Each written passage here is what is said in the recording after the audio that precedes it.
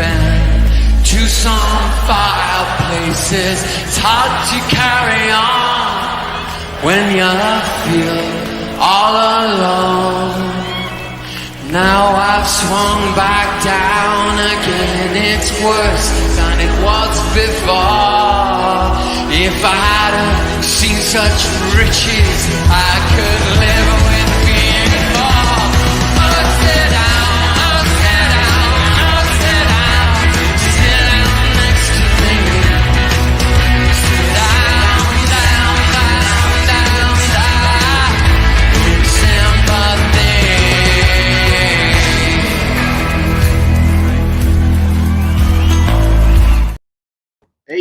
Evening, everyone. Evening. Esteemed guest tonight, Dow. How you doing, man? I'm doing great, Jez. Good morning from Portland, Oregon, 10:30 in the morning. But yeah, big up. Thanks for having me on.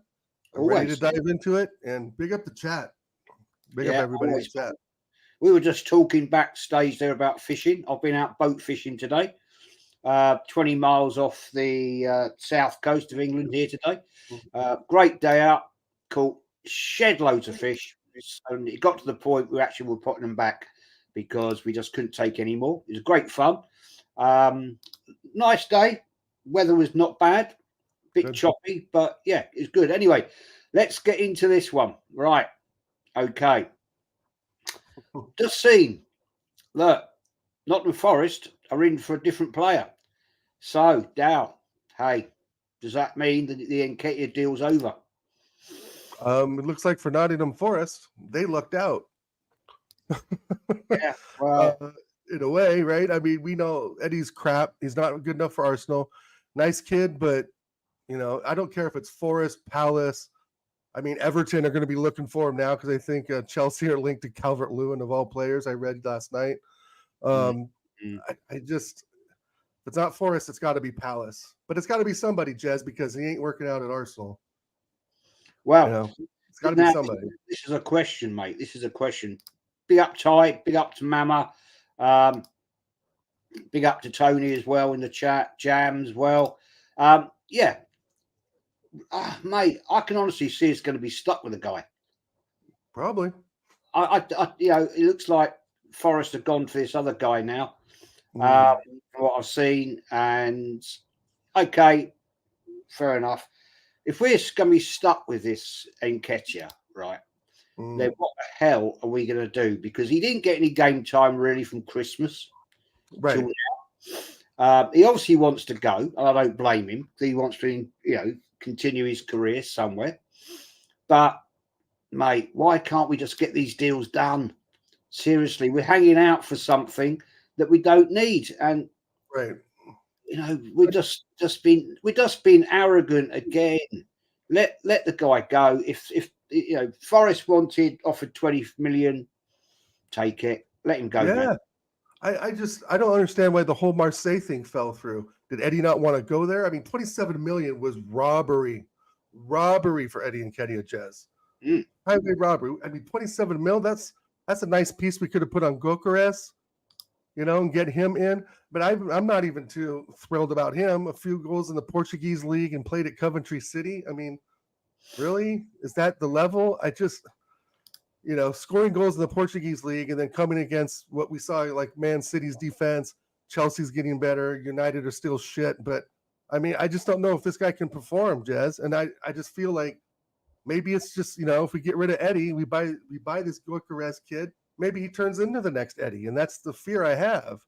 And looking at Kai Havertz Saturday, we need something because he was absolutely dog shit, I thought, yesterday.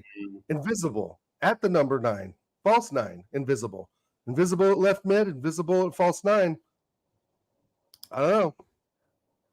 I don't get it, man. I mean, latter part of last season, Havertz was scoring, he looked decent, and I thought, yes, at last, we've unlocked him. He was poor yesterday. He was very poor. He was in and out. I mean, I'm sorry. You're not telling me, anybody's going to tell me this guy, is going to score us 20 goals this season. And that's the line we're going with. You know, I'm sorry, that's just not what. Why? Right. Let me put it this way. See if you agree with me on this. Right. Sure. I said the night before I wouldn't start Zinchenko. I'd play Timber, and Arteta obviously listened to us He did. and said, "Yeah, okay, I'm going with that," and he did, and I thought he was decent. But where are we going now in the terms of, you know, we're stuck with Nketiah at the moment, and we haven't got long. 6 days now, I think it is 6 days. I might be right, wrong, maybe 5. I can't remember. With the 30th of August, the window shuts. That's 11 5 days. Yeah. p.m. On in England, right? So we haven't got a lot of time left. And are we going to go down this road again? Because I just don't see us getting that striker, man.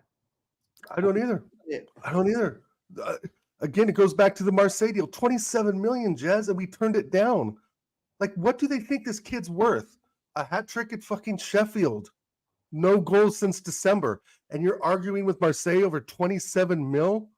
I mean, and then what was what was Forrest in for him for? Like 18, 19, 20 mil? I mean, it's just, I don't know what we're going to do with this kid. But at this point, we do have the striker position covered. We got Havertz, Jesus, and Martinelli and Trossard, right? So we kind of, in a way, have that position covered. But it's still neither one of those, from what we've seen, especially at Martinelli right now, and even Havertz being a ghost, that they're going to really produce something that's going to be sustainable. I mean, I think Havertz is going to get the goal off and on. He's going to get some headers in, some, score a couple of close goals from the 6-yard box or closer. That is going to happen. But what I saw today, like for Chelsea, for example, they're shooting the ball directly just the minute they get it in the box. What I saw yesterday was us dinking it around and trying to find that perfect goal that we've been searching for since 2012, right? We try to get these little tiki-taka dinky passes in there, and when it doesn't work, it all falls down. And then we get hit on the counter like we did with Aston Villa 3 or 4 times yesterday, or 5 or 6 times. So I just, and with regards to Nketiah, there's nothing he brings, Jez, that's going to just elevate the squad. And it's perfectly evident from just the fans, the players, and even, of course, the coaching staff. It's just not working out. And I just bang my head on the table when I see incredible offers for this kid. Again, the Marseille one, I don't know what in the world we were thinking, turning that down. Just let it blow by. Like, no one's paying attention, Jez. No one is at the wheel, and it's the same crap that we've gone through now for the last, 10, 15 years. You change the manager, but the ethos of the club, like I've said before, is still there. We're still trying to unearth this Henry gem that doesn't exist, right? We're searching for the next Henry, I feel like, almost every transfer window when we go for attackers, of course, that we're looking to unearth this gem that, nobody knew he was at, I don't know, Juve, or maybe he was at Bologna or somewhere. Now we've got this great striker that we're going to make the Arsenal way. The Arsenal way is Eddie Nketiah. The Arsenal way is trash because that's what we've produced. That's the way I look at the overall picture with our striking situation. It's our own fault. Yeah, it is. You can't deny that. Just deal with this, man. Ty, mate, don't keep begging to be a mod, man, because look, the way it works, you have to earn it, right? I have a chief mod. I talked to the chief mod about it, and it comes with time, man. It's not an instant reaction. Okay, please don't keep begging for it. I respect what you're telling me, but don't keep begging, please. Now, I've just a couple of good comments actually of interest, right? DJ said, surely if Eddie wants to leave, he would hand in a transfer request named, same with Nelson, and enough with the loans. Now, that's a very good point. It's a very, very good point, Dale. We've let Vieira go back to Porto, so on a loan. Right? Loan deal. Yeah. As DJ says here. What a waste of £35 million. I mean, you can't make it up with this club, can you? Hey, I mean, what are these clowns actually doing? Really, I mean, I don't get it, They man. don't know. They don't know. And that's the thing. There's no one really controlling the ins and outs. And really, I don't think looking at the profit and loss, right? Your P&L statement. It's business 101. You need to make money. You need to sell players to generate money to get the players you need to win a title. And that's the thing. We're kind of evading the main point. How is Eddie Nketiah going to get us a title? How is loaning out Fabio Vieira and not bringing anyone else in? Marino, maybe he's the replacement, but not really, because to me, Marino's El Neni's replacement. So we're loaning out players without those direct replacements. And do we have any foresight into what those players are? And I'll be damned if we loaned out Fabio Vieira, Jez, just to bring in a Fabio Vieira-like player, right? We go around this fucking merry-go-round every transfer window. Every time we get linked to a dozen or so players or more, and we end up getting one player that wasn't even on the list anyway. But none of these real players are impact elevated players, right? I don't see anyone we're linked to except for maybe Osimhen. I know people have their disagreements on him, but out of all the players we're linked to, which ones are world class? Sane, Osimhen, those links are gone. Like Leroy Sané links were here for 24 hours and we're gone. I don't know which player they think is just going to win us a title. It's a combination. I mean, look at what City's done. They brought back Gundogan because they know they had a missing link in the midfield. We knew they had a missing link in the midfield. De Bruyne's too old. Nunez, not good enough. So who do? You bring back Gundogan because they want to win. And he's an impact player. We don't have that sort of selection. We're looking at players that are good and we can form the Arsenal way. And I get that. But the Arsenal way hasn't won any trophies in 21 years. Nope. So why are we just repeating the same bullshit with just a different manager who, by the way, can't even manage? Yeah, I mean, the whole thing is just bizarre. It's just weird the way we operate. I think there's a couple of comments there which I think are quite, very good. I can see if we don't get rid of him before the window shuts, right? This guy is going to be at Arsenal, 100 grand a week, 5.2 million pound a year, yeah, and we're going to have him sitting here. And he's going to walk out for nothing. So what? That's a bad cock up again. As Jam says, Nketiah is just a waste of a place in the squad, waste of a home spot too, and a waste of 100 bags a week. I mean, you can't make it up this club, man. Big up Anthony. Eddie Nketiah should be sold. Right. What we get for him is 100% pure profit. Why do a swap deal with Ivan Toney? Thoughts? I don't think we're going to go for Toney, man. Nobody seems. I don't get this one. Now, this is weird. We were very heavily linked with him. Something's changed. Toney is looking to go to the Saudi League, right, which I find weird, considering he's not that old yet. So, hey, I mean, we've got Jesus out now, again, thigh strain, groin strain, whatever. Wait, that guy, man, he has way too many injuries for my liking. Yeah. Way too many injuries. And that to me is not a good look. We've got to improve on this. Now, hey, this just to bring on this one, right? Before we get into talking about the game, we're now looking possibly Raheem Sterling. Oh Jesus! I mean, come on, man! Seriously, is this the level that Arsenal have dropped to now? Is this really where we shop? We have to think the reject. That one, Jez, is purely an Arteta-Sterling relationship, and he wants another yes man to control that'll just say, oh, "Okay, boss, I'll go out there in the 89th minute and try and get something." And what do we need a left winger for anyway? I mean, it's just, it's ridiculous. And even SG hit it. What talents really, is Sterling's going to come in and be a yes man and do what? Again, we're looking at, what is he, 29, 30, 31 years old? If he's not good enough for City anymore, he's not good enough for Chelsea anymore. Oh, just bring him to Arsenal, the fucking retirement home of the Premier League. I mean, we were looking at Marcus Rashford, Jez. Remember that? I mean, Sterling, it's kind of like, but I'm also the one who's been saying I want experienced depth, right? And so, excuse me, with regards to Sterling, he's going to command, 300 plus bags a week. He's going to dribble a lot.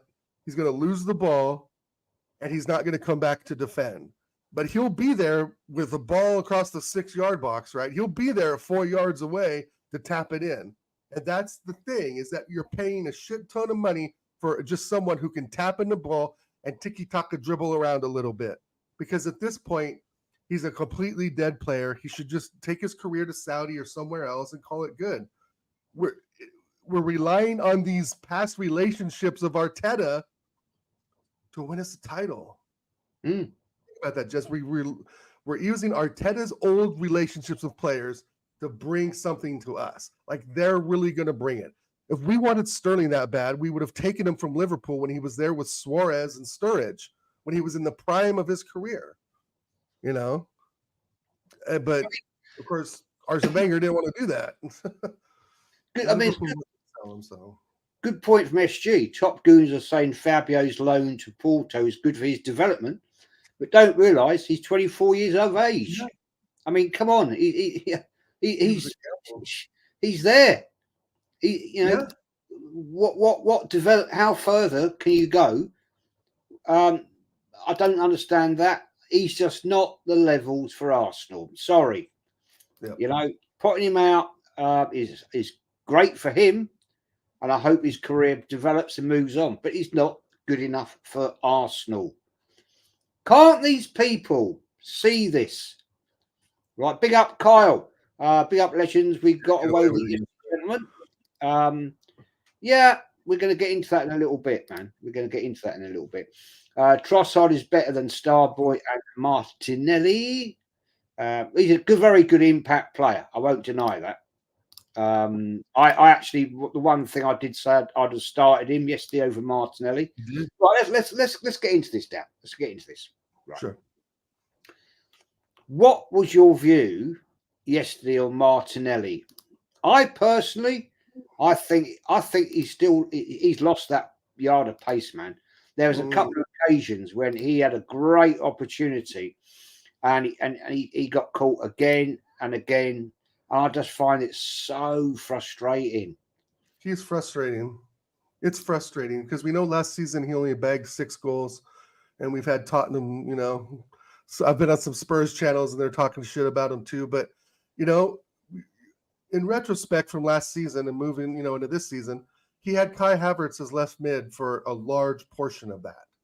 So I think I said on your show, and of course, American Idiots a few times, our left side last season was very weak with Zinni, Havertz, and Martinelli on the left. And I'm not going to blame his form and performance on Havertz, right? That's not really fair. But it's a continuation. What we saw yesterday has been a continuation from last season. What I saw yesterday was a player who, can get that initial sprint, right? But you're right, he's getting caught. And I don't know if the right backs are getting faster or some of the midfielders are just faster than him. I don't really know. But what I do know is he has his head down all the time dribbling. His head is down. It's like he doesn't have the confidence in his footwork, right? Now, if he gets some space out wide, he can whip balls in, but how often does he really do that? And he doesn't really cut inside. So I could see the frustration growing with him, Jez. And I was pretty frustrated with him yesterday. I thought there was times he could just get the ball, make a diagonal run to the box, dish it off, or just, do a little feint or something to get around the defender and put it in close, right across the face of goal. There's other options he could have done, but yeah, he brought in double teams. And I don't know if he was trying to do that to pull defenders closer to him to make more space for Havertz and Saka, but I was really kind of confused what he was really trying to do. A lot of dribbling, a lot of head down. But the positive side of that, though, is that he was turning those kids inside out, but there was really no end product. And the end product is what, as you guys all know, that we need to score goals. We can turn defenders which way you want all day long, but if you can't deliver the ball properly into the box, then that's all for nothing, right? So what I saw yesterday was just a lot of running, a lot of dribbling, but at times it did help because it brought, he did at times bring a three defenders onto him and was able to dish the ball and make a run, but that just never materialized into anything. So I think the positives were that he did get attention and he held the ball really well, but there wasn't any end product. And it's definitely a continuation from what we saw last season. But Trossard, we saw him start games too last season, Jez. And I think the one against Fulham, he was absolute garbage in the Fulham game last season. But, that's also a year ago, right? I mean, I'm not going to hold Trossard's feet to the fire or Martinelli's or anybody else's for the beginning of last season, right? Because we all know the beginning of last season was shit. We went to Dubai and the rest is history. But the thing is that it worries me with Martinelli because there is no end product. The dribbling's great, pulling in defenders, the footwork's fine, but he needs to lift his head up, make an earlier pass, or just be more direct and just go right at the fucking goalie. Just slam it in his face from 7 yards and see what happens. I think he's scared to shoot as well at times because he doesn't want to mess up. But I don't know. We need something better. We need more. We know we need more from him. Yeah, we do. I mean, we need a lot more, man. I mean, if he's going to be one of our people's leading the front line, then that's the problem. Right. Macy says, "I'm happy Zinchenko didn't start yesterday, but Tim was poor. I didn't think he was that bad. He wasn't really on fire, but I was more convinced that I was more happy he started than Zinchenko because we know what happened last year, twice against Villa. That we got caught. Zinchenko got turned around too many times against Villa last year. At least Timber held the line. He dealt with Watkins on occasions. So I thought he did all right, mate. Do you think he did all right? Yeah. I think, I'd give him maybe a 6 or 7 out of 10. I think that was really kind of his official game back, wasn't it? I mean, that was he played the whole 90 minutes, I believe. But going against Leon Bailey is no easy task. No. Right? That's the thing to put in perspective. I see what Macy's saying. I think Macy's wanting more. And I would agree with that as well. I would want more as well. But again, look at the opposition, Macy. We're at Villa Park, Timber's real first game that he played a full 90 in the top squad. So I think there's some flexibility we should maybe have there. Could he have done things different? For sure. But like Lee said with you on your review show, he's inverted again. So there's no mystery, right? You're not fooling the opposition. Just because it's Timber or Zinni or Tomiyasu, we saw Tomiyasu inverted at times last season as well towards the end before his current injury. But either left back, if we still continue to do the invert stuff, other inverted tactic, other squads are going to figure that out. You just got to watch the tape, But I think Timber overall had a solid game. I wouldn't say he was poor. I think, I agree, Jez. That's a little bit of a stretch, but hey, Macy's entitled to his opinion, and I know he has high standards like all of us. So if he sees something, he's going to call it. Getting back to this, I mean, I liked at times when Timber was overlapping a little bit with Martinelli. Do you know one? I said this, and I want to get your view. I want to get the chat's view on this one. Do you think possibly Martinelli, when he was playing with Kieran Tierney, they used to have such good link up because Tierney would overlap Martinelli. Martinelli would go into the box. Tierney would pop. He was probably one of the only bloody good crossers we had at the time, right? Do you think maybe that's where it's breaking down? Sure, it may be. Yeah, because the season before that he had 15 goals before last season, and we had Kieran Tierney on the left and Zinchenko at times too. His last season we loaned out Kieran Tierney, so the season before that Martinelli had 15 goals. But I think also, Jez, I think Kieran Tierney is maybe a year or two older than Martinelli, maybe just a year. But Tierney's an old schooler, right? He's got his shirt tucked in. He's an old school footballer. He plays that position the way it's supposed to be played. And I think probably at times he was, telling Martinelli what to do, where to go. I'm going to do this if you do that, right? I'm going to go here if you go here. Maybe in their, little private little talks, or, they whisper to each other. If you do this, I'll do this. And so there could be, some issue with Zinni where, and even the left mid, which at this point is Declan Rice. So maybe Declan Rice needs to help Martinelli and give him direction, tell him where to go to receive the ball better, right? So I think of that as Kieran Tierney more of like a leadership role, right? Because that left back position was his. Yeah, he wasn't the best inverted, but he was never meant to do that. And that's why Arteta, I think, binned him off to Sociedad, because he just wasn't following the process, following the plan, or executing the way Arteta wanted him to. Or maybe there was some personal stuff, but he's back now, and I don't think he's going to get a sniff. I'd be surprised if he even steps out on the pitch, to be honest, which is shameful, because I think that there is, again, some guidance that Tierney was giving to Martinelli of just, peer player to player, I'll do this if you do that type of situations. And it seemed to work. What do you think? I think this is an interesting situation, right? The window's coming to the end quite shortly, 5-6 days, whatever it is. Yep. Right? Tierney's here, all right, he's injured. So we can't sell him, can't loan him out. So what are we going to do with him? Surely he's back at the club. Surely Arteta's going to use him. Or what's he going to do? Just sit on the bench and do nothing? Another bench warmer worth a shed load of money? Yeah. What do you think, mate? Yeah, I mean, unless he's going to play him, but I mean, I just don't see that happening at all with the likes of Timber and, of course, Cauliflower in now, which Tierney is probably better than both. I mean, I make it make sense, Jez. I don't know, man.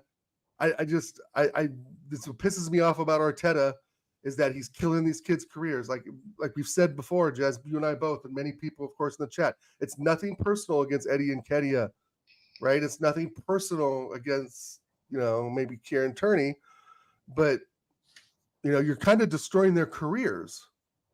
Just have them sit there and rot. And Wenger's done that too, and he used to get under my skin for that because he's done nothing to deserve that. Yeah, I mean, it's a strange situation at Arsenal. I just can't work it out at times. But hey, I've got Rudyard Kipling in the chat. You and Lee were unhappy despite the win. I think I was very happy, actually. So I don't want the crap you're talking about, you little prick. I was very positive about the club yesterday. So maybe you want to go watch that and do another analysis on that one. Big up, Henry. Hope you're well. Big up, Danny, as well. Macy and Aaron. There's a question there that Aaron put in. Do you think maybe Martinelli's missing working with Xhaka? Oh, yeah. Yeah, another senior player telling him where to go. You go here, you'll get the ball. You come back here, you'll get the ball. If you run here, I'll make sure you get the ball. Right? He's what, 22, 23 years old, Martinelli? I mean, he's kind of a seasoned kid, but it has to do with his support, right? His support system behind him, how he's getting the ball, the service, where on the pitch he's getting it. If it's in, pinch points on the pinch points on the pitch that are tough for defenders to guard against, and he's just, I don't know, he's just kind of lost that momentum. But I think that's a good idea. It was Xhaka helping him, Tierney helping him. And with Havertz at left mid and if him at left, like we saw last season, it's kind of like two chickens running around with their heads cut off, not knowing what to do. True. That's good point. It just, Havertz was lost. Martinelli was just dribbling with his head down. But I don't know. We need to unlock him and figure out the best use, because Trossard is definitely making a statement for himself, especially after his celebration yesterday, to get that starting Yeah. spot. Yeah, that was an in-your-face statement, wasn't it? It was, and Hey, he did an look at that. interview. I don't know if you guys saw it, but it was on the U.S. channels here.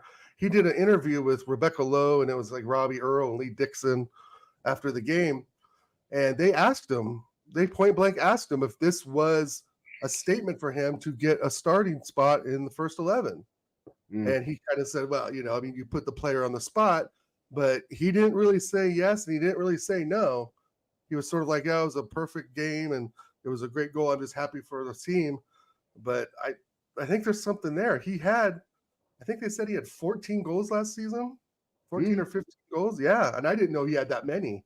So, yeah, I think there's a statement there that Martinelli needs to, lift his head up. Yeah, absolutely, mate. That's really it.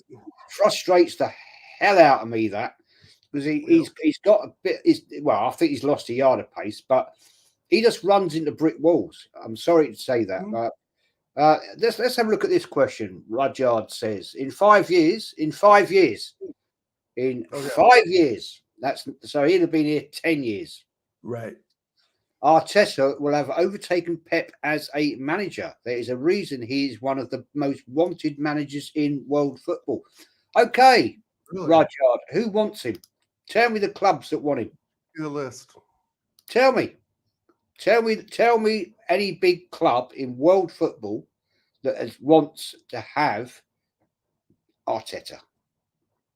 Big up, Henry. Hope you're well there. Yeah. Your dinner. You and Lee were literally saying Arteta out. Yes, of course I am. He ain't won nothing, you mug. So what are you talking about?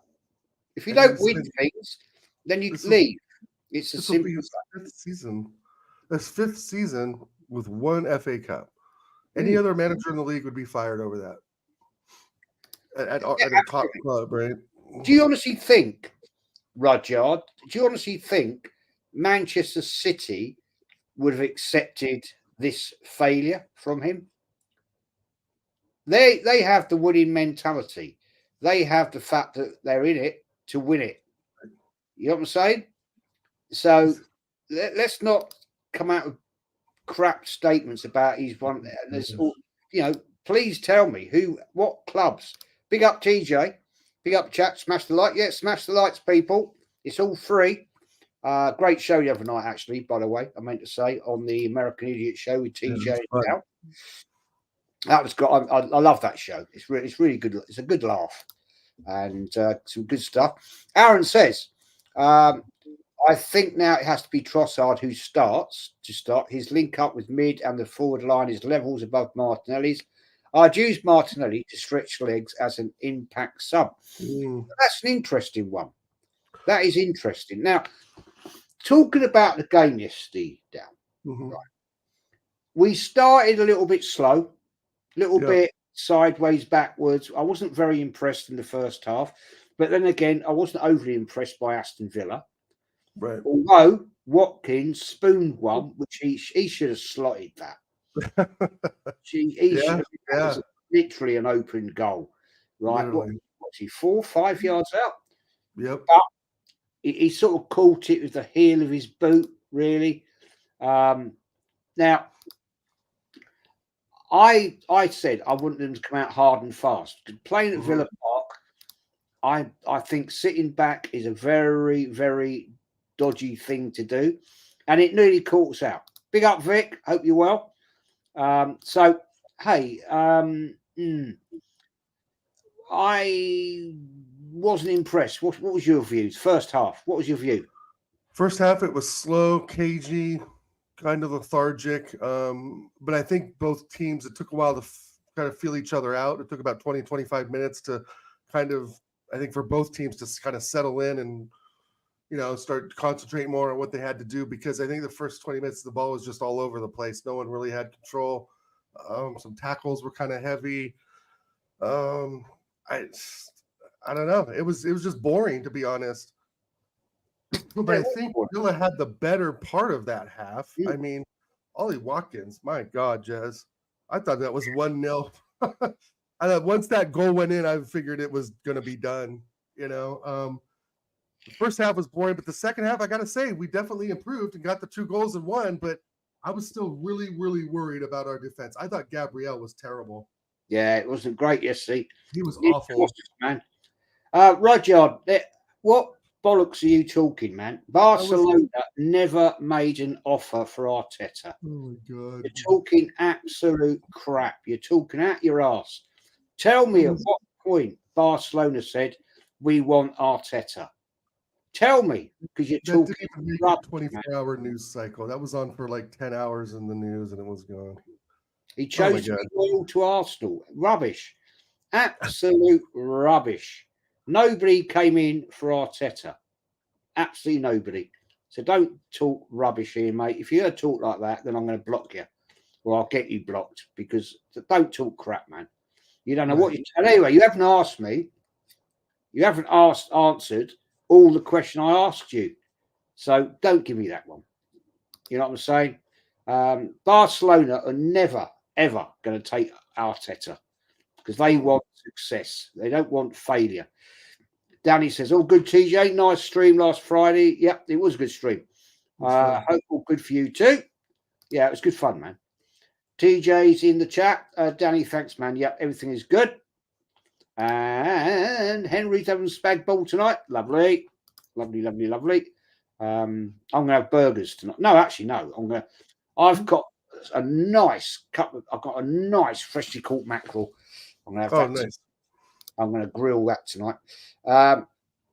Danny says, Macy, I like most animals. Yeah, sharks. I like, and I hate sharks. They kill you. Andy says, Bristol Rovers, Yeovil, Portsmouth, Bolton, Reading all wanted Arteta. That's the levels. That's the levels, man. Well, let's talk about the second half, mate. Sure. Second half, I think we came out. It was so predictable. I did a watch along, right?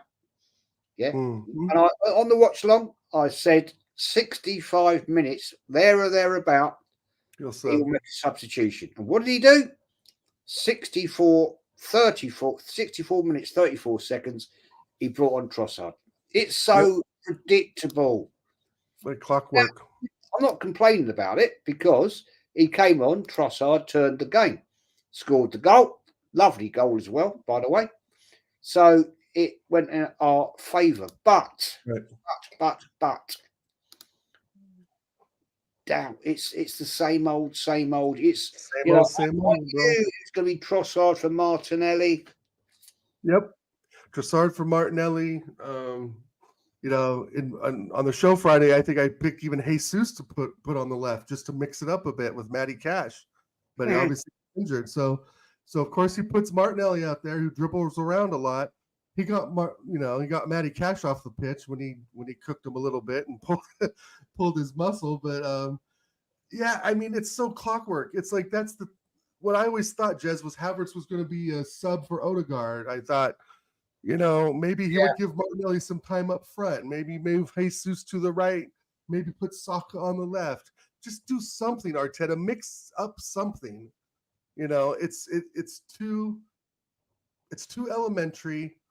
It's too robotic and programmed, isn't it?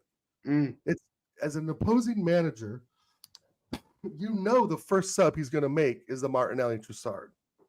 You just know that, right? The fans know it. The opposing players know it. The opposing fans know it. We know it. It's bound to happen. But we've also seen, like I've said, Jess, and I think even shout out TJ, he's mentioned this too. When Trossard starts, he's not all that good at times. It's not like he's a goal-scoring machine when he starts, right? And so I kind of get what Arteta's been doing. He's using them as that impact player, like you've said, and it's been working. So there's a point where, okay, do you diverge from what was working and try something else? Because if he does start to experiment, Jez, what do you think we may get? Let's say he moves Martinelli to the right, Saka to the left, Trossard up front or something. I mean, I like what you're saying, the combination. You don't know what you're going to get, but the same problem is you don't know what you're going to get. Right? Now, that's a very interesting thing, right? Right, we've let Vieira go out on loan, yeah? So I bet we're now one player down in the squad. Right. So that's another player that's gone. Right. We've got, apparently, we're using the new players. Enweri from the youth. He's in the first team squad. He's training, apparently, with the first team. So are we going to see much of him? Interesting one. I've started a comment there from TJ. I'm going to come back to that. Yes. About who was our man of the match towards the end of the show. But I think Lee suffers from antisocial personality disorder, hence his bizarre behaviour. Maybe. Could be. We lost games against Villa last season. They have a great home record, and yet after beating them, Lee said all the players other than one was shit and wants the manager sacked. He is not right. Well, that's your opinion. That is your opinion, and his is his opinion.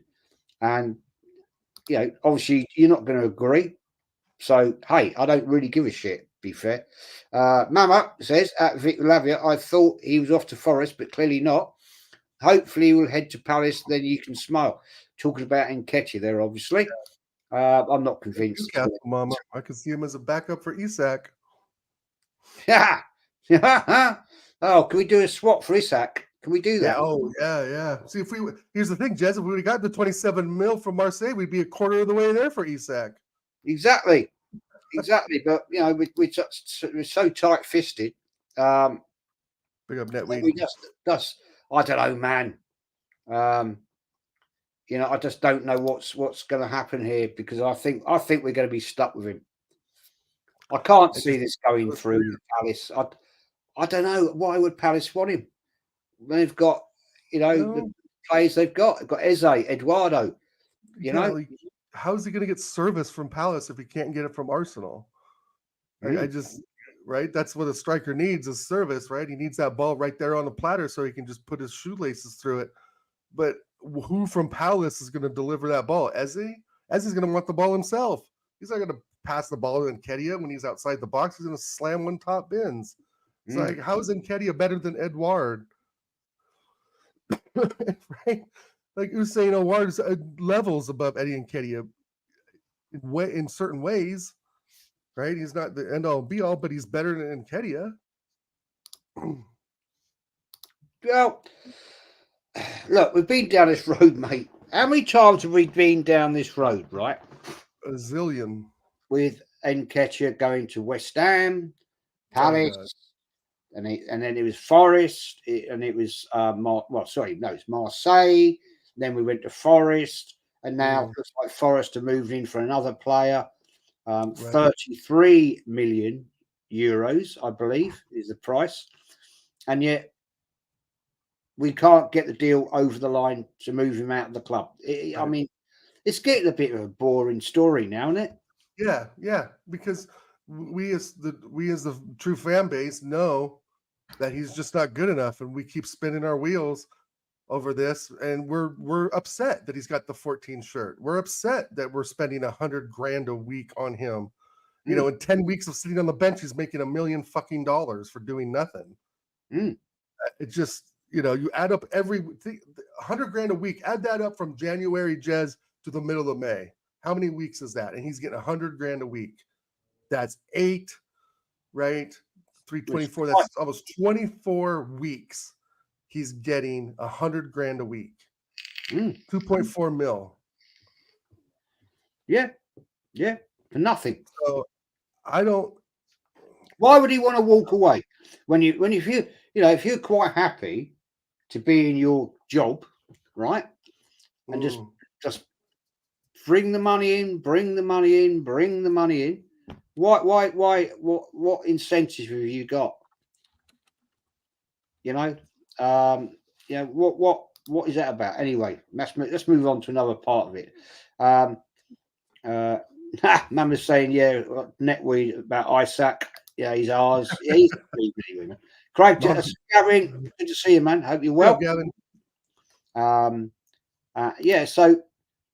Okay. Let's get into this one. Second half, I thought we were a lot better, right? For sure. Good goal, as we said. I'm glad to see that Partey joined the party. He scored a nice goal. It's been a long time coming. But he looks like he's put a few pounds on, don't you think? I thought he looked a bit. Little party, a little too much sambuca. No, I thought he was good, man. I mean, oh god, what do I think of Party? Great goal, by the way. He didn't put it in my backyard like he's done before, but yeah, I mean, he looks a little sluggish, but I think that's going to come with some time. Let him keep training. I thought he was decent yesterday. I know TJ's question. He definitely wasn't my man of the match, but give him some more time. It's the second week. I mean, he's been out for a long time, right? He's been really out since January with the whole, I think it was the tax thing going on, his girlfriend, and he was injured, and then he wasn't injured. And then we thought he was going to Saudi, but he wasn't. I mean, there's been kind of a merry-go-round around him, but maybe all that's settled down. He needs to concentrate on his football. And I agree, probably just get a little more fit, but that'll come with time. I hope he's dedicated to the club. I hope he's really, there's times I feel that Thomas Partey, Jez, to be honest, is just going through the motions. Yeah. Sometimes feel like he knows he's good. He knows he's there. He's in the moment, but it's just like he's sometimes just somewhere else. I don't know if it's his facial expressions. I don't know what it is, but sometimes I feel like he's either really, really with it or he's really just sort of out of it. And I don't know if you feel the same way. I think yesterday he was kind of in and out of it. It was a bit like when we had lack of threat.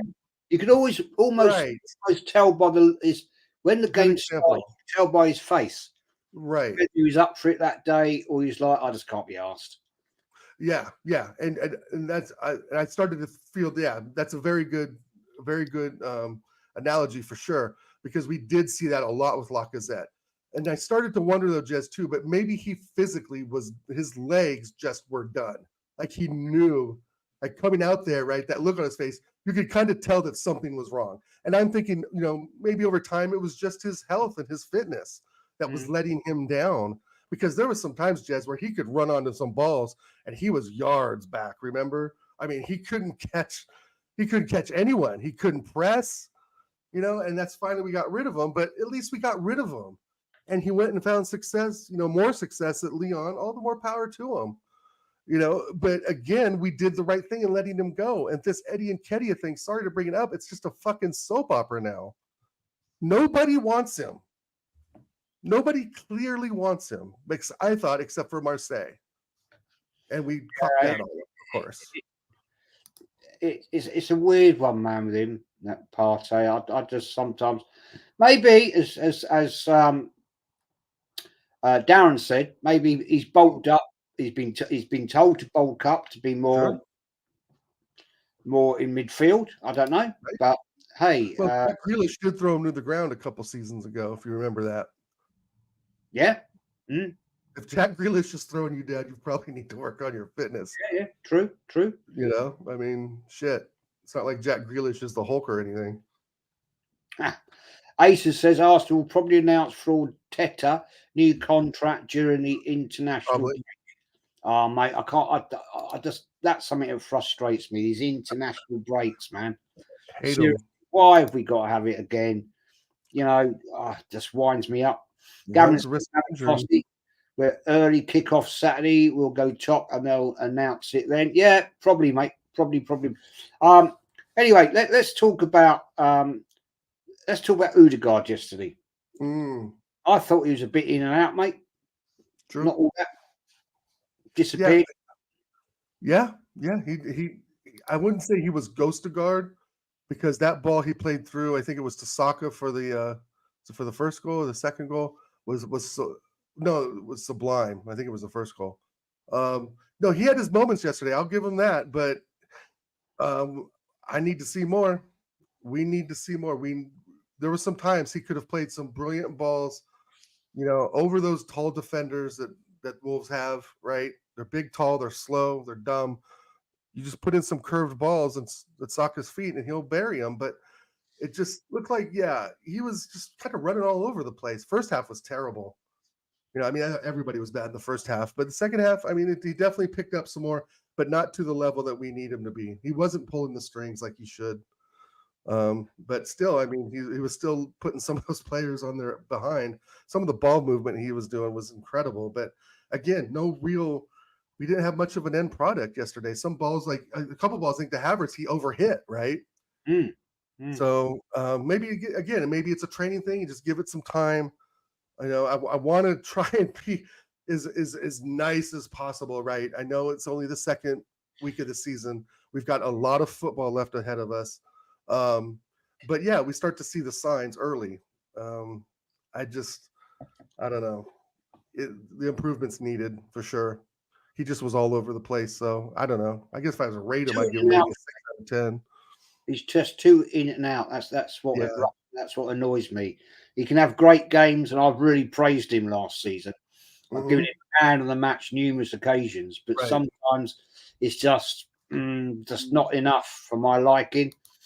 Big up Richard, big up the lads, says Richard. Ace says, how can hair flick not score 4 yards out? Right. Yeah, it's very frustrating. And what's frustrating to me too is he doesn't shoot when he should. He'll be just right on the 18-yard box with his heels right there on the line, and he'll make that little pass, which I get. But again, it goes back to the ethos of Arsenal trying to find that perfect goal. Like, just fucking shoot the ball, man. You're right there. You have one of the most deadly left foot in world football, which I think he does. His left foot is like fucking gold. He can put it anywhere. Top bins, man. Go for it. Go far post top bins. Just loop it right in there. And I think he's scared to take those chances. And we can't have that as a number 10. We can't have that as our creative midfielder. Shoot the ball. I think if he would get more goals, Jez, if he would just shoot. We know what he can do. We've seen him shoot the ball. Season before last, he scored 17 goals. Hasn't he? From outside the 18-yard box, 22 yards, he scored some absolute worldies.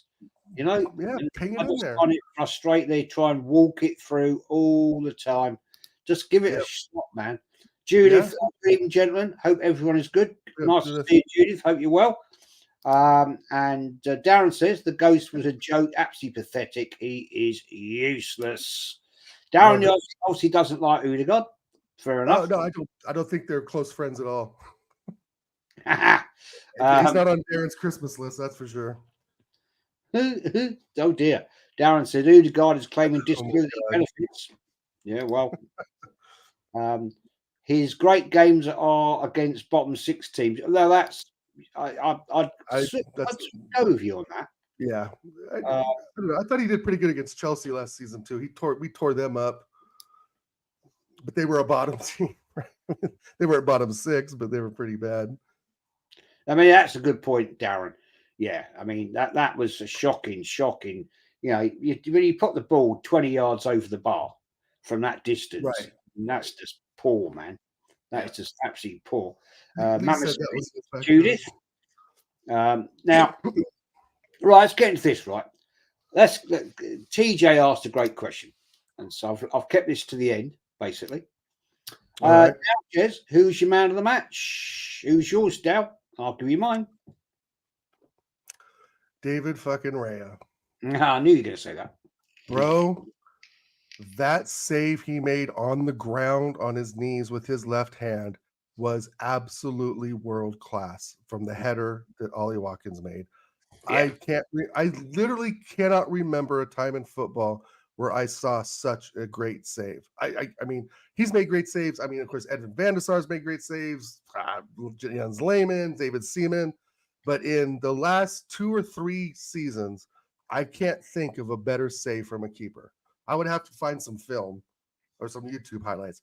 That was unfucking real, Jez. I thought we had lost the game. I thought I literally shit myself when he made that second save off the header. Ollie Watkins couldn't believe it.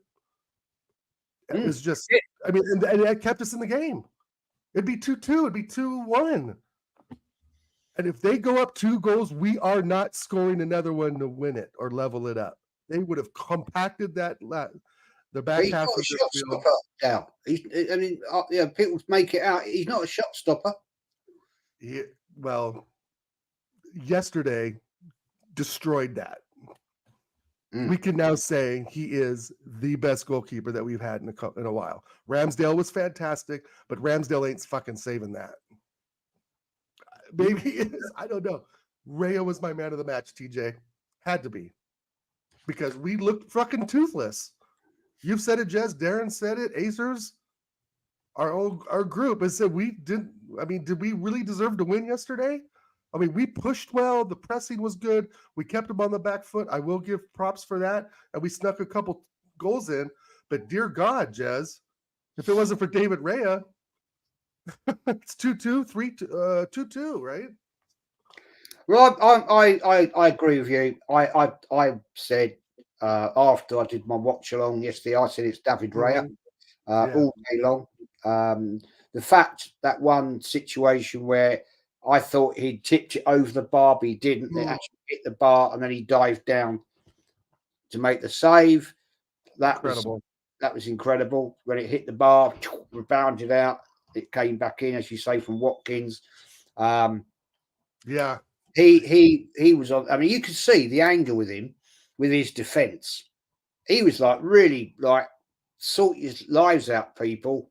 You know. Yeah. I think just reminds me of Seaman saving the FA Cup semi-final against Sheffield United at the old toilet. What the old toilet? You mean Villa Park? Nice. I like Villa Park. Nino says Eddie Deal is off. Looks like it. Looks like it, mate. You know, we just can't get these deals done. And who do we blame for that? Well, I'm sorry, you've got to blame Edu and that lot, a bunch of muppets. Seriously. You know, they just cannot, they can't bloody buy a car, that lot. They're shocking, man. I mean, like the Calafiori deal, was that even someone we were remotely looking at before the Euros? Probably not. I mean, we're buying this guy off the Euros. Italy were shit. Well, Italy were knocked out. In the 180-page dossier that Edu's got, apparently he's got his 180-page thing about players. So I don't know. I don't know where this bullshit comes from, man. But hey, it is what it is. Danny says, indeed, Aaron. That comment you just had up there by Aaron is very, very true. Yeah, it's a disgrace, man. It is a disgrace. It really is a disgrace, man. But we're going to wrap it up, Dow. All right. Hope you have a lovely day over in Portland, Oregon. Over there. It is very nice today. 11:30 a.m. Got the rest of my day to watch football highlights. Well, I'm going to go and cook myself a nice bit of fresh mackerel. I caught this morning on that, so can't wait for that. Have a little yellowtail with that. Sorry? Have a little yellowtail with that. Yellowtail? Your wine. Oh, of course, absolutely, of course. Yeah. Gotta have the yellow. Is it not yellowtail today? Something else? Yeah. Oh, of course. Don't be silly, mate. It's silly. Yeah. Just like there isn't whiskey. Done deal. Probably a bit early in the morning for you, but there we go. Henry says, good podcast. Thank you, Henry. Thanks for watching. Go and support Henry's channel, people. Enjoy the rest of your day. Yeah. And later on, at 8 o'clock, I will be on with Early Doors Football with Fuzzy, Hot Fuzz, and I'm sure Anstey's Tractor will be there if he can get it started. Netweed says we'll beat Brighton, but we're capable of dropping points to versus anyone without a killer striker, and especially if our defence plays like that. Yeah, mate, we had to get that win yesterday. We got some tough games coming, man. We got some tough games. We got Tottenham away, Man City away, all out. One after the other. Steelers versus Pistons last night. That's interesting. That's two different sports.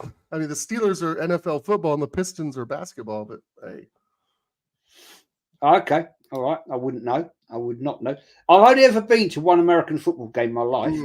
And that is when I went 30 odd years ago. We went to Dallas. Nice. Great name. We went to see the Dallas Cowboys. Oh yeah, no, they're America's team. They have $1 billion jumbotron, Jez, now that sits above the field. Like, it's the most incredible thing you can fucking imagine. The Cowboys Stadium is incredible. It's a lot like SoFi Stadium where TJ watched, Arsenal and United this summer. This high tech stuff. The Dallas Cowboys are one of the richest sports franchises in the world. So you were there to see one of the best for sure. I've somewhere. God knows where it is. I know. I did actually buy a Dallas Cowboys American football shirt. Nice. I don't know where the hell it is. It's here somewhere. I only bought it because I thought, well, I'm here. I'm a tourist. We got taken by these people we were with, and I did understand. I didn't have a clue what was going on. Well, I did actually talk to you, didn't I? I did watch it. I did do the Super Bowl watching Lee's channel. I was chatting to you, wasn't I? Last year. Yeah. This year, whenever it was. It was this year. The Super Bowl's first weekend in February. So yeah, it was this year. I remember. Yeah, it was good fun. Yeah, you and Lee and me and Maddie. I think we did the Super Bowl. Somebody else too was on there. Yeah, it was trying to explain to you and Lee kind of what was going on the whole time. Yeah, that was fun. That was a fun stream. That was like 3 hours long. That was a long one. Yeah, I should watch it again. The coming February. Yeah, I just find it a little bit intriguing. I don't really know what's going on, but hey, whatever. It's something else. That's how I feel about like with rugby and cricket, to be honest. I hate cricket. I just don't know. Like, I know games take a couple days, and I just don't. I don't get it. I know people love it though, especially over there where you're at. It's just not very big here in America. Mate, honestly, you don't like it. I'd rather watch paint dry than watch cricket. It bores the crap. I feel kind of the same way about baseball here. I'm just not a big baseball fan. It used to be when I was a kid, but not much anymore.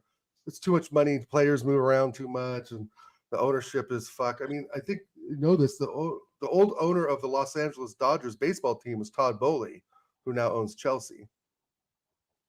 He owned the Los Angeles Dodgers baseball team. Yeah. Okay, fair play. Fair play. He got them a championship. Aaron says cricket is shite. Yeah, it's boring, man. The one-day ones are all right because it's quick and they smash the ball. When you got these 5 tests, mate, Darren, please no 5 days. I don't know what any of that means, useful, mate. It's boring as tippy tap. Why don't I smack the bloody ball? Anyway, there we go. Likes it. Mama likes cricket as well. Really? Richard, go Pack. But my guy, Lone Star. Yeah, 3 points, bro. 3 points. It was a great result. Let's put it right. It was a great result. It's the result we needed to get at Villa Park. We certainly didn't want to walk out there with no points, and we certainly didn't want to walk out with just the one. So we got the result right. So kudos to Arteta and kudos to the team. Wasn't the greatest displays, but I wasn't expecting that when we go to Villa Park anyway. It's a tough day out. Before we got to leave, Jez, did you want to comment on the Everton Spuds game at all? Did you watch any of the highlights of that? I didn't, mate. Didn't see any bit, mate. I'll be catching it later on Match of the Day. Yeah. They absolutely destroyed Everton, but I have Everton actually going down. 4-0? Was it 4-0? It was 4-0. Yeah, I heard it on the radio on the boat. You're not going to recognize. There's nobody in Everton's back line you'd recognize, but maybe Brathwaite, I think is the kid's name. I didn't recognize half of their squad. It's that bad. And now they may lose Calvert-Lewin. It's just, And Lone Star said they are absolutely dreadful. But I mean, looking at Tottenham, as much as Everton were bad, they're going to be a challenge, Jez. If that team stays fit, they're going to be a challenge this season. It's going to be a fight for the North London Derby this year. Yeah, well, I called that one. I called that a while back. I tell you, we got them away in a couple of weeks' time. So, hello, we got to be on that one. They're not going to be lying down. They're not going to be lying down. But Here's a question for you. Here's a question, right? Do you reckon you obviously saw the game? I didn't. I'll watch it later on Match of the Day. I'll catch the whole game on playback. Do you reckon Everton are relegation fodder? Absolutely. No, dear. Really? Yeah, they're terrible. Yeah, you look at their sheet on paper. You see Calvert-Lewin. What's it? McNeil. I don't even know if he played yesterday. To be honest, maybe he did. Maybe someone in chat can correct me. Lewin, McNeil, Brathwaite, I think is their defender. But other than that, Jez, I mean, they're talking like Idris Guy, and he's like 32. Decore is definitely not the player he was 3 or 4 years ago. And they just absolutely got mobbed by Tottenham. They couldn't get a foot right. And James Maddison just was pulling the strings. And if he stays fit, I'm very fearful of what this squad can do. Solanke got injured. Go figure. Really? But Son was on it. Yeah, Solanke got injured. So who knows? I think he's out for maybe 3 or 4 weeks. Son looks like he's back to his old ways. But James Maddison looked good. They're going to be tough, man. I mean, as much as I think we're that much better than them, I'm not so sure. And again, it's Everton. It wasn't, their Tottenham Stadium, so I would expect something like that. I think when we did the show Friday, I think I predicted a 3 or 4-0 win. TJ would have to bring that up, but it's like Darren says, it is not. This season is going to be a very difficult North London derby if their squad is fit and they have their best 11. It's going to be very, very tough. Be a shame. I mean, exactly. They're the second. They're the only team behind Arsenal. It's never the longest run in the top flight Division 1 Prem. So that great shame to see. I think it was 1952 or something was the last time they were relegated. Mm-hmm. So that'd be a great shame, to be honest. Especially as they're moving into their brand new stadium. I think it's February, January, something like that. So that's a great shame. I hope they don't. But hey, Darren says 6 days to Brighton. I'll be there. Big up, mate. Nice. Pete Hayward in the black stock is coming. Oh, really? No, he won't, mate. He won't. He won't. What was I thinking? I know. I never give Spurs anything. I don't. I even predicted Everton a 2-1 win, actually. Right, fair enough. My fault, Ali. I go back in what I said. Fuck Spurs. Yeah, fair enough. Dow, thank you as always for joining me on this Sunday evening here, Sunday morning for you. Yep. Enjoy the rest of your day. Thank you. What you got coming up? Please shout your channel out, man. Check me out, everyone, on Oregon Goon on YouTube. I don't do much commentary. Play some FIFA games. I'm planning to stream a lot more of the EA FC 25 coming out. So join me in chats for that. I talk a lot of Arsenal while I'm playing. It's really just light bullshit. Wow. That's Jesus. 60 some years ago. Huh. Interesting. But yeah, you too. Anthony says I should do my own show. Maybe I'll do one based on tractors here in the Pacific Northwest. That might get a lot of views. Anyway, thanks a lot, Jess, for having me on. You can catch me on American Idiots Show every Friday, 9:30 UK with TJ Warren. And I'm missing my man Connor. I know he's been in and out.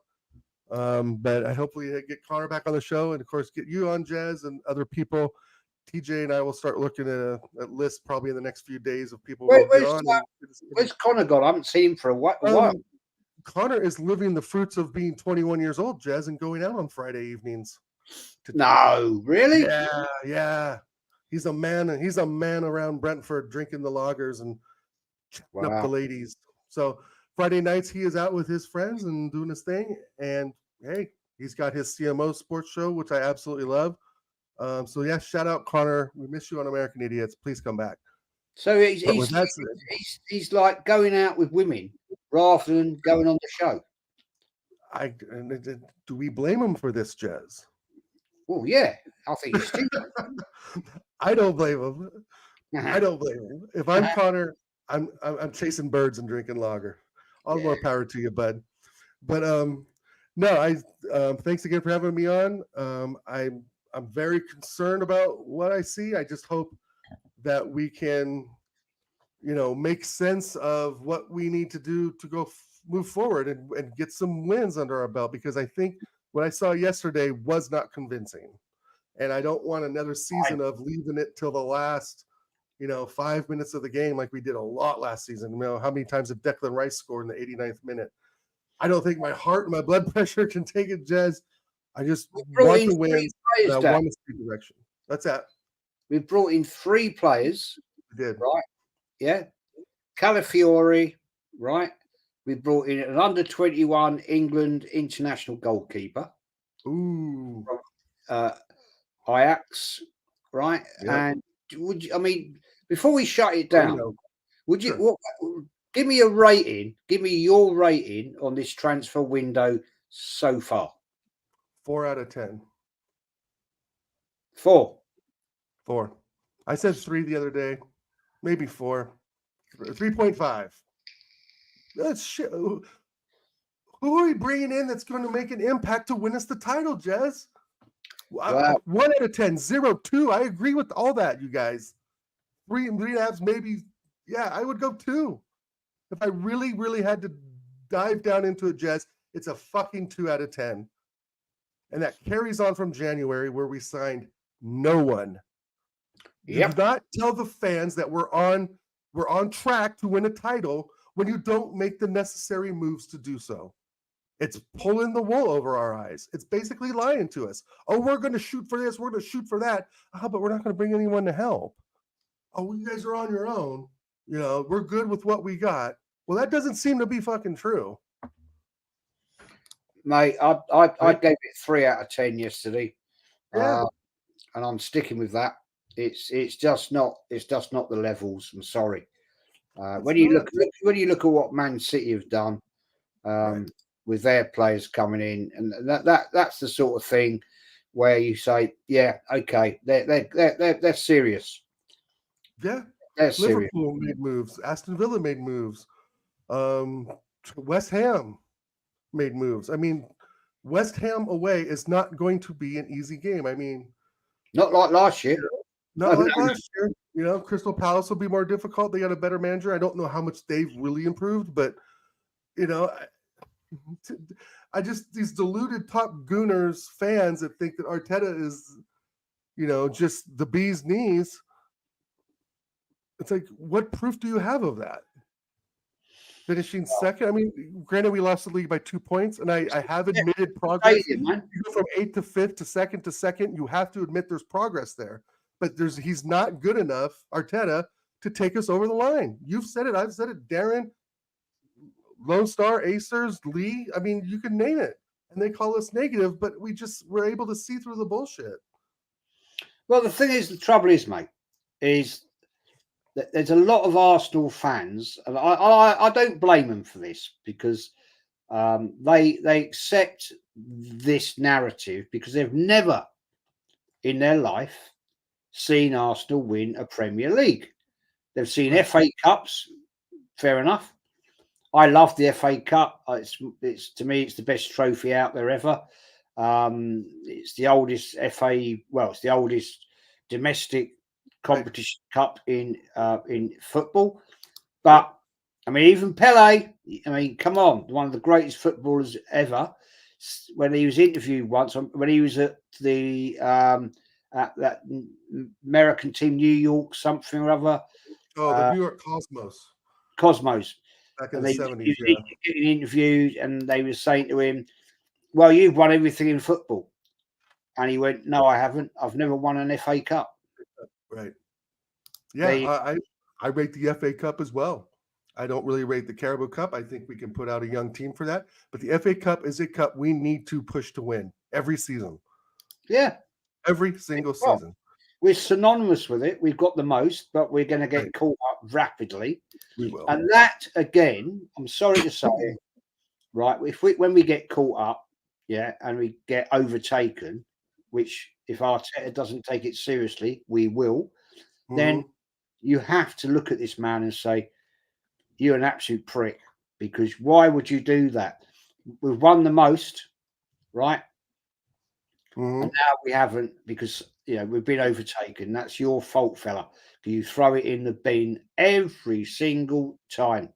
Right. You And Uh, so I'd give my left pinky to go to an FA Cup game. I don't care if we're playing, Port Vale or Portsmouth. It just, it just looks like so much fun when when you guys have an introductory guy that comes out there. They have the trophy out. There's a whole ceremony behind it. I mean, there's real relevance to that cup. And yeah, that's another strike for Arteta, just not caring about that stuff. And I don't get that, Jez. I don't get why you can't put out a top 11 side no, for the FA Cup matches. Like, I mean, I get we the haven't new got the squad. Champions League. We haven't Go got ahead. the squad, man. We haven't got the squad. With Vieira's gone, right? Is he a big loss? Not really, but we haven't brought anybody in to replace him, Right. right? Well, okay. What, we're going to bring in a youth player? Well, we know that Arteta doesn't really use the youth, so I'm not convinced on that one. So, hello, we've lost ESR. Who have we brought in to replace him? No one. No one. So he's gone. He's out the door. Right. Forget. Yeah. We're looking to get rid of Nketiah. Okay. Yeah. Who have we brought in to replace him? Nobody. So what are we doing here, people? What are we doing? So we're actually making our squad even thinner than it was before. Right. So how the hell are we going to compete in the Premier League, right? The new format Champions League and on two domestic cups? We're not. No, we're not. We're not. We're simply not. We don't have the team, like you said, because we've loaned players out, sold players, and for the life of me, I don't know why we didn't keep ESR and just sell Vieira, but that's that's dead now, right? I don't know. I mean, it's going to be asking a lot of our first 11 players, but they need to be up for this, Jez. We pay these bastards a lot of money, right? Number one.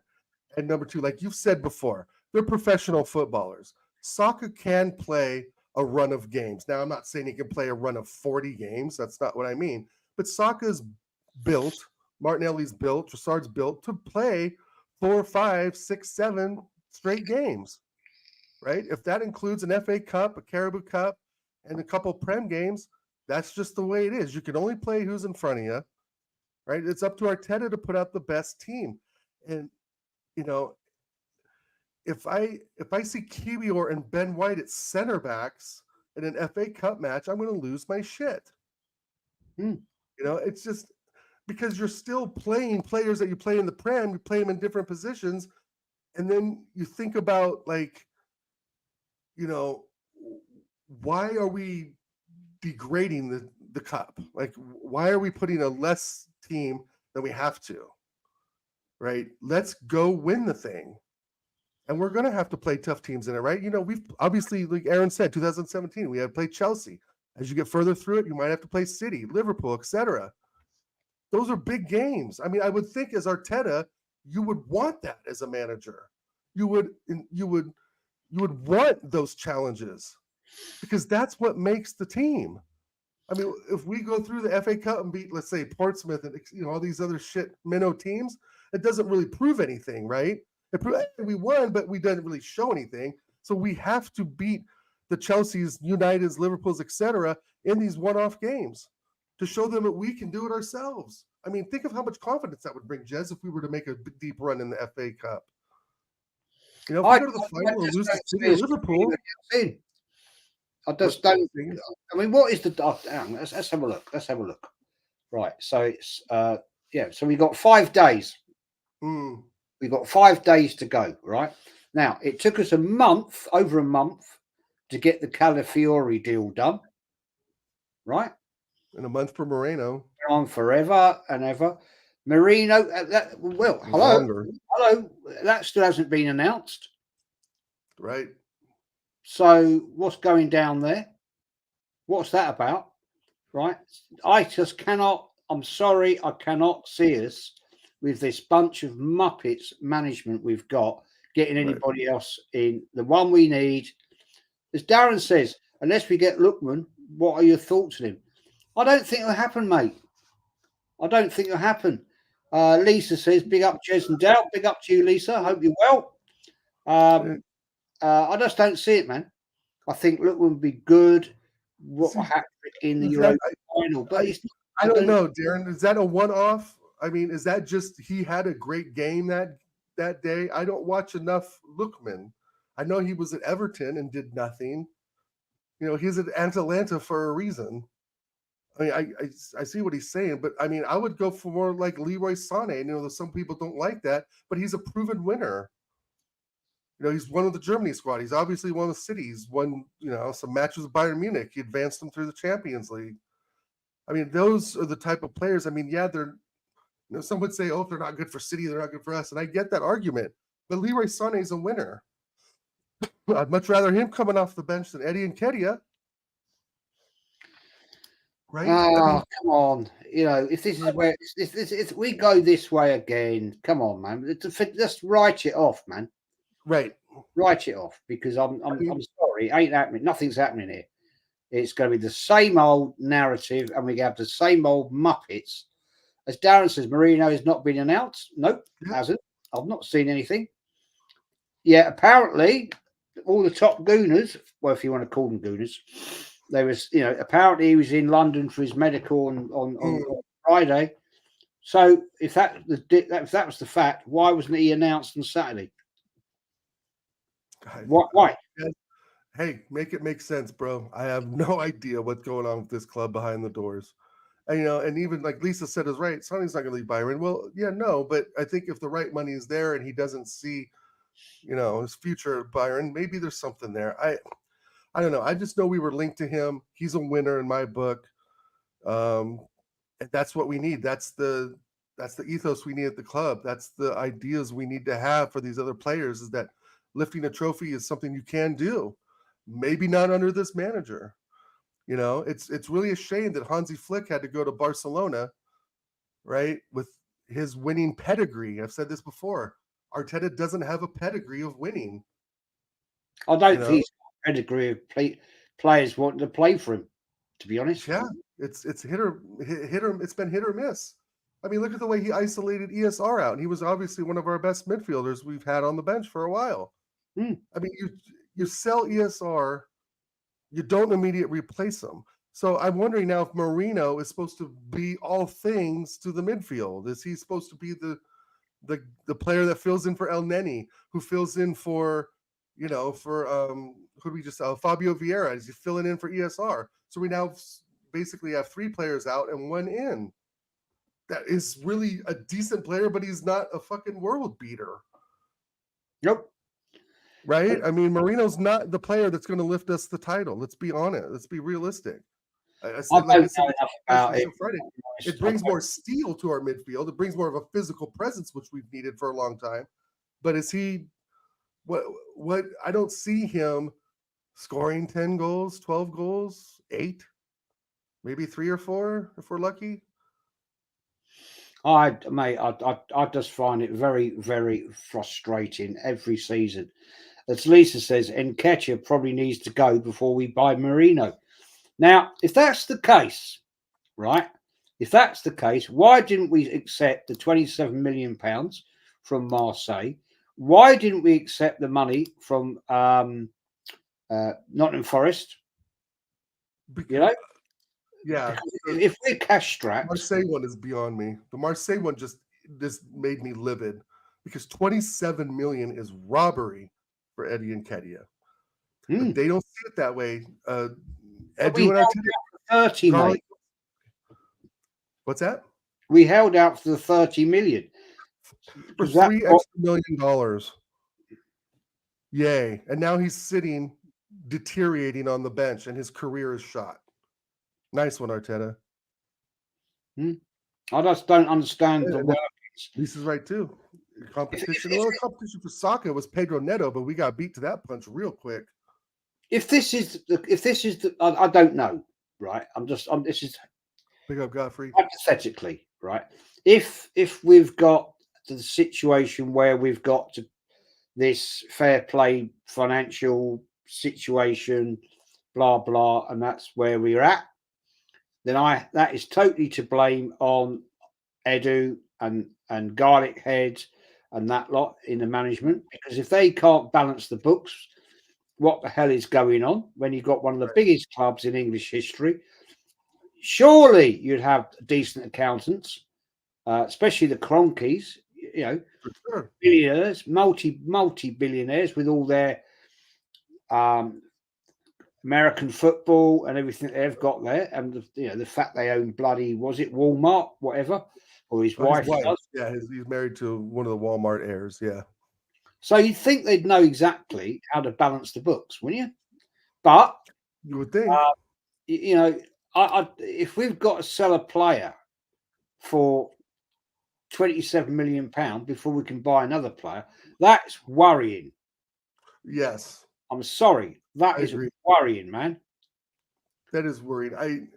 I don't know what they were thinking with the Marseille deal. I mean, 27 mil for Eddie Nketiah. Jesus, it's not even like FIFA numbers or Football Manager numbers for that kid. I don't get it. I don't know what they think this kid's gonna do. Like, do you think he's gonna throw on at Liverpool in the 88th minute when it's 2-2 and win it for us? No. I just don't know what. He's just another body, just like poor Reece Nelson. We've destroyed his career as well. He ain't gonna play much. I don't get what's going on. I don't press to know enough about it. Godfrey says Northside raid. Northside, thank you, man. If this is a Northside raid, good evening to you, Godfrey. Hope you're well, brother. Darren says Edu is a risk adverse. Probably still counts the pennies. Yeah. Man, the guy's useless. The guy is clueless. Seriously. Forest getting the guy from the Dutch league instead. Yep, 33 million apparently. 33 million euros is apparently what I've read and seen today. Mm-hmm. Ali D says Lone Star Londoner wanted too much money, I heard, or fault for giving the guy $100,000 a week. Yeah. You have to blame the management, Arsenal management, for that. Part of my view on that. My view on that a little bit, though, is Eddie Nketiah needs to have some reality check and some flexibility. You are not $100,000 a week player, Mr. Nketiah. You can go to Marseille for $40,000 a week and have a beautiful life in Marseille, France. Believe me, the wife has been there. It's a gorgeous city. So the thing is Eddie Nketiah needs to realize where he stands. And if him and his agent are pushing back because he's not getting 100 bags a week, he can fuck right off because he's not even near worth that much money. Right. And that's the whole Marseille thing. Go live your life in France. Go score some goals. Play for De Zerbi. He's a decent manager. Remember, he's the Marseille coach. So, he left Brighton in the dust. Yeah, that's true. Marseille are consistently in the Champions League, right? Aren't they? They're consistently in Europe. They're usually the top 5 teams in France. Eddie, if it's Eddie's manager or agent that killed this, then it's his own damn fault. But I don't think it is. I think it's Edu, like you said, holding out for that 30 mil, which is freaking stupid. It's all day long. And Nketiah wanted to go. He had agreed with Marseille, terms, personal, whatever. He wanted to go, and now it all fell apart. So you can't blame any. I'm not blaming Nketiah. I feel sorry for the guy, if you want my honest opinion. He wants to further his career in football. Yeah, and it's like caging a dog. It's wrong. But anyway, we're going to wrap this up. We've been going for an hour and a half. Doubt, as always, mate. Thanks for joining me. Yeah, thank you. As you are. And people, thanks for joining. Thanks for watching. If you're new, please smash the subs, smash the likes, and we are going to be out of here. Ali D says, why are we playing thoughts with Nketiah's value when we're giving other players away for peanuts? Yep, exactly. Lisa says, too many clubs have been linked with Nketiah over the years for Eddie to be the reason it fell through every time. Right. Yeah. Big up, Mama. Thank you for joining us as my chief mod, as always. SG says, take care, Jez and Dow. Thank you, man. Thank you for Thank that. you, SG. I'll do the outro, Dow. Thanks always, man, Brilliant. for joining. Thank I'm you. looking forward to Big the up next everyone. time I join the American Idiot Show. Yep. It's always good fun. It's always good laugh. We'll have you on probably in the next week or two. Yeah, I'll be there, man, if you want me. Cool. Darren says, Jez and all in the chat, much love. Big up to you, Darren, as always. Ali D, cheers, Ali D says, cheers, lads. Thank you, man. Cheers, Ali. And, we're out of here, people. Take care. And we'll catch you next time. Take care now. Bye. Adios.